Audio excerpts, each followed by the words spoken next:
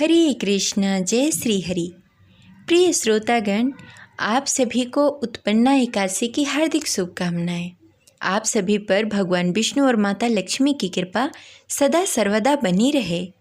आज अगहन मास की कृष्ण पक्ष की उत्पन्ना एकादशी है।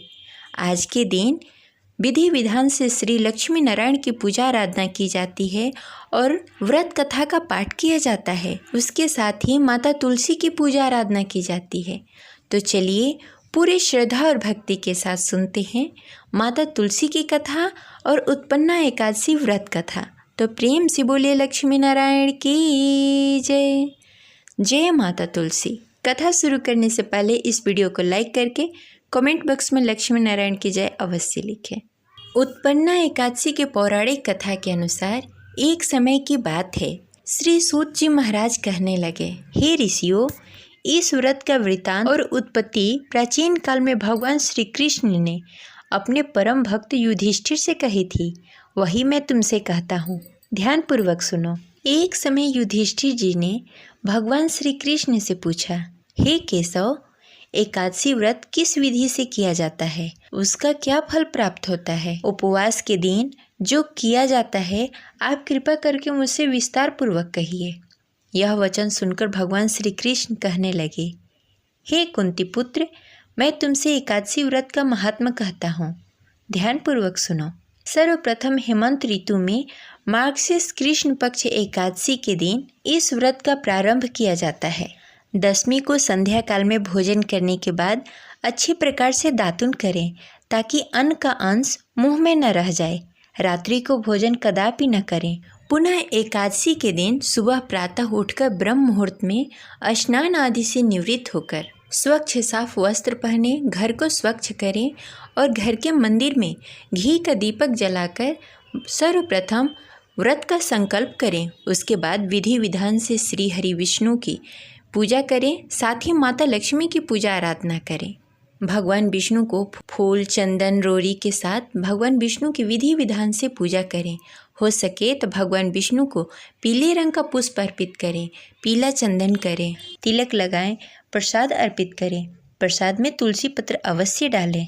धूप दीप नैवेद्य के साथ भगवान विष्णु की पूजा आराधना करें। एकादशी व्रत का कथा पढ़े या सुने और रात्रि में दीप दान करें। रात्रि में भगवान विष्णु की भजन कीर्तन करें, रात्रि जागरण करें। व्रत के दौरान न किसी से झूठ बोले, न किसी को अपशब्द बोले तथा न किसी प्रकार के पापी से बात करनी चाहिए। जो कुछ पहले जाने अनजाने में पाप हो गए हो उसके लिए क्षमा मांगनी चाहिए। जो भी व्यक्ति इस प्रकार से व्रत का पालन करता है, एकादशी व्रत करता है, उसे शंखों उधार तीर्थों में स्नान करने के बराबर, भगवान के दर्शन करने के बराबर फल प्राप्त होता है। व्रत करने वाले भक्तों को चोर, पाखंडी, पर स्त्रीगामी, निंदक, मिथ्याभाषी तथा किसी भी प्रकार के पापी से बात नहीं करनी चाहिए। इसका महात्म्य मैं तुमसे कहता हूँ, तुम ध्यानपूर्वक सुनो।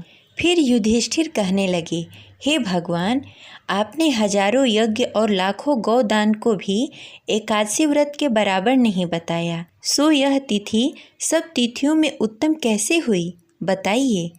भगवान कहने लगे, हे युधिष्ठिर, सतयुग में मूर नामक एक दैत्य उत्पन्न हुआ। वह बड़ा ही बलवान और भयानक था। उस प्रचंड दैत्य ने इंद्र, आदित्य, वायु, अग्नि आदि सभी देवताओं को पराजित करके भगा दिया। तब इंद्र समेत सभी देवताओं ने भयभीत होकर भगवान शिव से सारा वृत्तांत कहा और बोले, हे कैलाशपति, मूर दैत्य से भयभीत होकर सभी देवता मृत्युलोक में फिर रहे हैं। तब भगवान शिव ने कहा, हे देवताओं, तीनों लोकों के स्वामी, भक्तों के दुख का नाश करने वाले भगवान विष्णु के शरण में जाओ, वही तुम्हारे दुखों को दूर करते हैं। शिव जी के ऐसे वचन सुनकर सभी देवता क्षीर सागर में पहुँचे। वहाँ भगवान विष्णु को शयन करते देख सभी देवता हाथ जोड़कर उनकी स्तुति करने लगे। हे देवताओं द्वारा स्तुति करने योग्य प्रभु, आपको बारंबार नमस्कार है। देवताओं की रक्षा करने वाले मधुसूदन, आपको नमस्कार है। आप हमारी रक्षा करें। दैत्यों से भयभीत होकर हम सब आपकी शरण में आए हैं। आप इस संसार के कर्ता धर्ता हैं, माता पिता, उत्पत्ति और पालन करता और संहार करता है, सबको शांति प्रदान करने वाले हैं। आकाश और पाताल भी आप ही हैं। सबके पितामह ब्रह्मा, सूर्य, चंद्र, अग्नि, सामग्री, होम, आहुति, मंत्र, तंत्र, यस्मान, यज्ञ, कर्म, कर्ता, भोक्ता भी आप ही हैं। आप सर्वव्यापी हैं। आपके सिवा तीनों लोकों में चर तथा अचर कुछ भी नहीं है। हे भगवान, दैत्यों ने हमको जीतकर स्वर्ग से भ्रष्ट कर दिया है और हम सब देवता इधर उधर भागे फिर रहे हैं। आप उन दैत्यों से हम सबकी रक्षा करें। इंद्र के ऐसे वचन सुनकर भगवान विष्णु कहने लगे कि हे इंद्र, ऐसा मायावी दैत्य कौन है जिसने सब देवताओं को जीत लिया है? उसका नाम क्या है? उसमें कितना बल है और किसके आश्रय में है तथा उसका स्थान कहाँ है? यह सब मुझसे कहो। भगवान की ऐसी वचन सुनकर इंद्र जी बोले, हे भगवान, प्राचीन समय में एक नाड़ीगंज नामक राक्षस था। उसके महापराक्रमी तथा लोक विख्यात मोर नामक एक पुत्र हुआ। उसकी चंद्रवती नामक एक नगरी है। उसी ने सब देवताओं को स्वर्ग से निकालकर वहां अपना अधिकार जमा लिया है। उसने इंद्र, अग्नि, वरुण, यश, वायु, चंद्रमा, नैऋत आदि सबके स्थान पर अपना अधिकार कर लिया है। सूर्य बनकर स्वयं ही प्रकाश करता है और स्वयं ही मेघ बनकर बैठा हुआ है और सबसे अजय है। हे असुर निकंदन, उस दुष्ट को मारकर देवताओं को अजय बनाए। यह वचन सुनकर भगवान ने कहा, हे देवताओं, मैं शीघ्र ही उसका संहार करूंगा। तुम चंद्रावती नगरी जाओ। इस प्रकार कहकर भगवान सहित सभी देवताओं ने चंद्रावती नगरी की ओर प्रस्थान किया। उस समय जब दैत्य मोर सेना सहित युद्ध भूमि में गरज रहा था, उसकी भयानक गर्जना सुनकर सभी देवता भय के मारे चारों दिशाओं में भागने लगे। जब स्वयं भगवान रणभूमि में आए तो दैत्य उन पर भी अस्त्र शस्त्र आयुध लेकर दौड़े। भगवान ने उन्हें सर्प के समान अपने बाणों से बिध डाला। बहुत से दैत्य मारे गए, केवल मोर बचा रहा। वह अविचल भाव से भगवान के साथ युद्ध करता रहा। भगवान जो जो भी तीक्ष्ण बाण चलाते वह उसके लिए पुष्प सिद्ध हो जाता। उसका शरीर छिन्न भिन्न हो गया, किंतु वह लगातार युद्ध करता रहा। दोनों के बीच मल्ल युद्ध भी हुआ। 10,000 वर्ष तक उनका युद्ध चलता रहा, किंतु मोर नहीं हारा। थककर भगवान बद्री आश्रम चले गए। वहाँ हेमवती नामक सुंदर गुफा थी। उसमें विश्राम करने के लिए भगवान उसके अंदर प्रवेश कर गए। यह गुफा 12 योजन लंबी थी और उसका एक ही द्वार था। विष्णु भगवान वहाँ योग निद्रा की गोद में सो गए। मोर भी पीछे पीछे आ गया और भगवान को सोया देखकर मारने की कोशिश करने लगा। तभी भगवान के शरीर से उज्ज्वल कांतिमय रूप वाली देवी प्रकट हुई।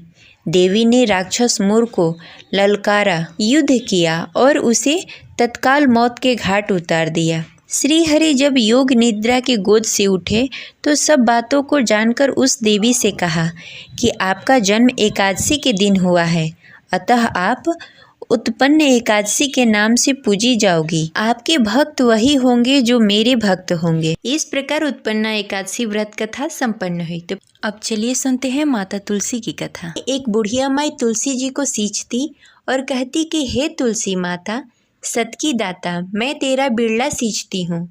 मुझे बहू दे, पीताम्बर की धोती दे, मीठा मीठा घास दे, बैकुंठ में वास दे, चटक की चाल दे, पटक की मौत दे, चंदन का काठ दे, रानी का राज दे, दाल भात का भोजन दे, एकादश की मौत दे, कृष्ण जी के कंधा दे। तब तुलसी माता यह सुनकर सूखने लगी। तब भगवान ने पूछा, हे तुलसी, तुम क्यों सूख रही हो? तुलसी माता ने कहा कि एक बुढ़िया रोज आती है और यही बात कह जाती है। मैं सब बात तो पूरा कर सकती हूँ, लेकिन कृष्ण का कंधा कहाँ से लाऊंगी? तब भगवान बोले, जब बुढ़िया माई मरेगी तो मैं अपने आप कंधा दे आऊँगा। तुम बुढ़िया माई से कह देना। जब बुढ़िया माई मर गई, सब लोग आ गए। जब माई को ले जाने को हुआ तब वह किसी से उठ ही नहीं रही थी। तब भगवान 12 बरस के एक लड़के के रूप धारण करके आए। बालक ने कहा, मैं कान में एक बात कहूँगा तो बुढ़िया माई उठ जाएगी। बालक ने कान में कहा, बुढ़िया माई मन की निकाल दे, पीताम्बर की धोती ले, मीठा मीठा घास ले, बैकुंठ का वास ले, चटक की चाल ले, पटक की मौत ले, कृष्ण का कांधा ले। यह सुनकर बुढ़िया माई हल्की हो गई। भगवान ने कंधा दिया और बुढ़िया माई को मुक्ति मिल गई। हे तुलसी माता, जैसे बुढ़िया माई को मुक्ति दे दी वैसे सबको दे। ये रही आज की कथा। आपको कैसी लगी कमेंट बॉक्स में ज़रूर बताएं और कमेंट में लिखें जय माता तुलसी। मिलते हैं अगले वीडियो में, तब तक के लिए हरे कृष्णा, राधे राधे।